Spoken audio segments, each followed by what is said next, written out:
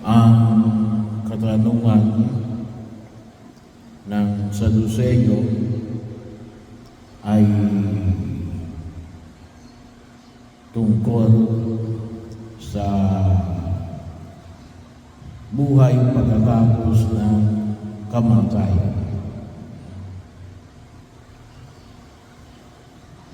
Pero ang kanyang pinagbasihan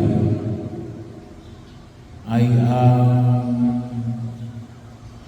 buhay na bahagi ng kasalukuyan. Bagamat sa atin alam natin na karugtong ang buhay sa kinabukasan ng buhay sa daigdig na ito, mula sa daigdig na ito. Pero katulad ng sinabi ni Jesus, ay ito ay magkaibang daigdig. Sa langit ay wala ng pag-aasawa sa buhay pagkatapos ng kamatayan. Hindi katulad na pamantayan ng daigdig na ito. Bakit? Kasi wala na tayong katawang lupa. Kaya wala ng pag-aasawa.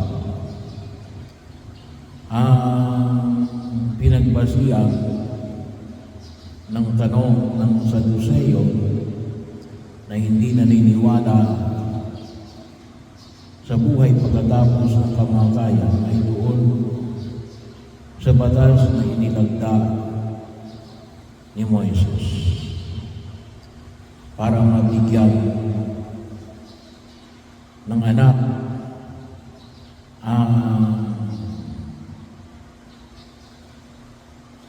lalaki na namatay na walang anak. Kasi po sa mga Hudyo, napakahalaga ang anak. Lalong-lalo na sapagkat sila ay mula panoon ay sila ay itinuturing na maliit na kalipunan ng mga tao. Kaya nga, kung inyong naalala, one time nabanggit ko na ang total population ng Israel as of the present ay mga 10 million lang. So, tayo ay alin? Tayo ay mahigit 100 million. Bahagi yun na kung saan ay makita na. At hindi ko lahat naman ng mga Israelita ay mga Hudyo. So, pero para sa mga Hudyo, napakahalaga talaga yung anak. Sapagkat doon nakasalalay yung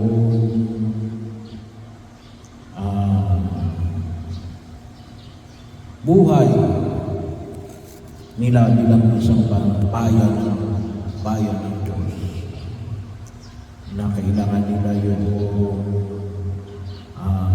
pagpapatuloy ng kanilang lahi at kinakailangan na alin na ito ay higit na mapahalagahan. Kaya po ngayon, ito natin may mga bansa ngayon na napakahalaga rin yung pagkilos. Kasi kung hindi nila pag-iingatan, ay magkakaroon sila ng tinatawag na zero growth, hindi paglago. At hindi lang basta hindi paglago, maaari maubos ang kanilang lahi. Kasi bakit? Kasi yung tinatawag natin zero growth or negative growth. Kasi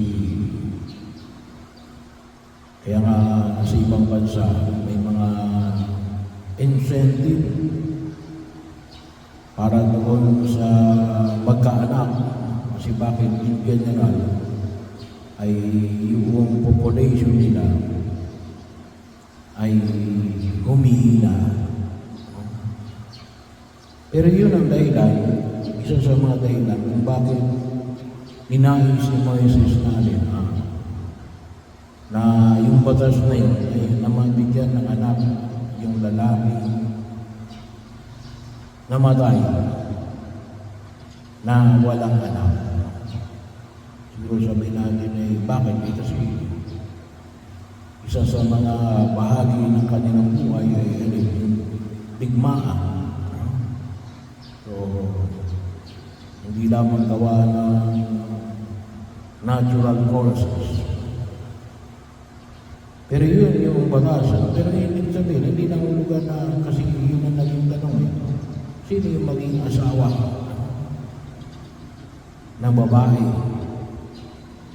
pagdating niya doon sa buhay pagkatapos ng kamatayan? Kaya nung sabi ni Jesus, doon ay wala nang pag-aasawa. Pero ito yung hamon na nais natin bigyan ng hindi. No? Na isa po sa mga pagdidilay natin na sabi nga po ay hindi natin pwedeng pagbasihan ang isang batas para sa isang panibagong pagkaunawa. Katulad ng ipinamanig ko rito, yung batas na para mabigyan ng anak yung lalaki ay hindi nangulugan na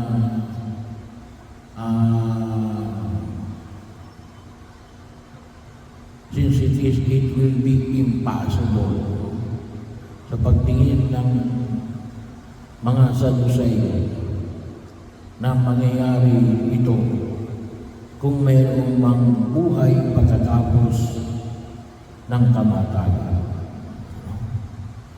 So, sabi nga natin, magkaiba ng mundo ang buhay sa daigdig na ito at ang buhay sa kabila. Pangalawa, isa ang mahalagang pagkilos na makita natin na mahalaga yung buhay pagkatapos ng kamatayan. Kasi kinakailangan natin higit na maunawaan yung pagkilos na yun na kuntusin para maging maliwanag sa atin na hindi lang ito yung buhay natin sa lupa. Sabi nga natin, ito rin yung binibigyan ko ng diin kapag sa binyag na tayo ay mga tagalangit.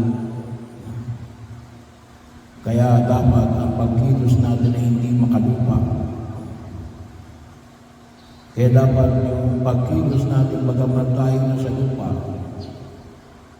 ay ang pagkilos na makalangit.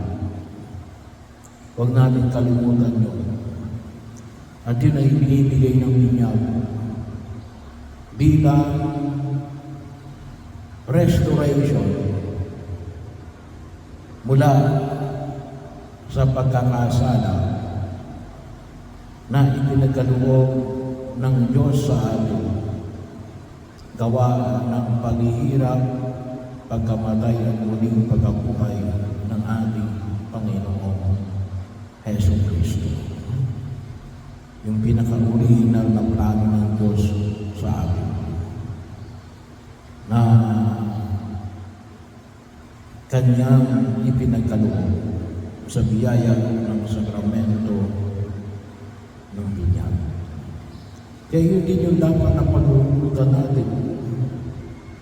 Napakahalaga o pagka nagpapangabuti, sabi nga, sa pagkagalit, tayo nagalaman.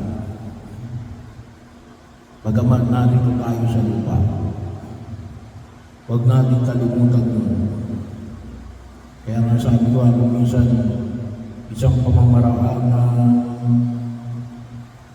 estilo ng demonyo ay alin, kalimutan natin na tayo ay tagalangit. Kaya kung minsan may mga taong ang asta ay pag dito lamang sa lupa. Kaya yung pagkilos ay nagiging makalupa. Kaya sana hindi ko sana mawala sa ating kaisipan. Yung tatak na yun bilang mga mananampalatayang Katolikong Kristiyano, tayo ay mga tagalangit at dapat yung pagkilos natin ay isang pagkilos na makalakot. Kahit na tayo ay naririto pa sa lupa.